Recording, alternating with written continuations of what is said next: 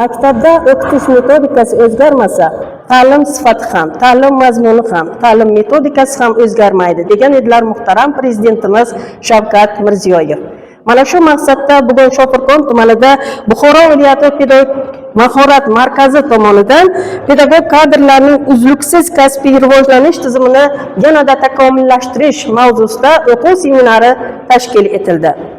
Bu seminarda biz pedagog xodimlarni 2026 yil malaka oshirish kurslariga o'qitish rejasi, ta'lim sifatini oshirishda raqamli texnologiyalarning ahamiyati, umumta'lim maktabi o'qituvchilari uchun direktor jamg'armasidan ustama olishning yangi tartibi, shuningdek yangi baholash tizimiga o'tgan maktablarning rahbariyati hamda o'qituvchilariga direktor jamg'armasi hisobidan moddiy rag'batlantirish to'g'risidagi ma'lumotlarga ega bo'ldik. Bu o'quv seminari biz ishtirokchilarda juda ham katta taassurot qoldirdi.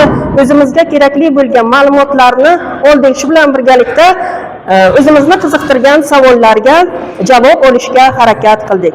Menimcha bu o'quv seminari mana shu maktab va maktabgacha ta'lim tizimi xodimlari uchun juda kerakli bo'lgan o'quv seminari sifatida baholash mumkin.